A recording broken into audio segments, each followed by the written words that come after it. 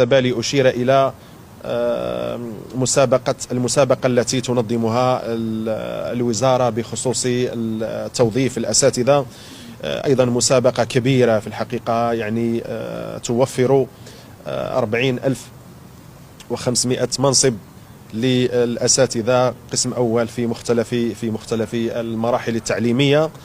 المسابقة كلها رقمية ومفتوحة للجميع في أن يشارك ممن تتوافر فيهم شروط المشاركة. رافقنا طبعا حتى انشغالات المعنيين بالترشح والأسئلة التي تطرح في الميدان، مرافقينها من خلال المتابعة المستمرة والمتابعة اليومية لنجيب على كل سؤال وأي انشغال يطرحه أي مترشح.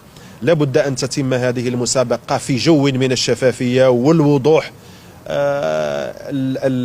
الوضوح الكامل لجميع المترشحين، في أن يكون طبعا تنافسهم تنافسا واضحا، تنافسا يعني كل يعني نزاهة وحرص على أن طبعا الهدف من هذه المسابقة هو أولا أن نستوفي حاجة القطاع من التأطير، ونستوفيه من خلال الحاصلين والذين يحوزون على المؤهلات الكافية.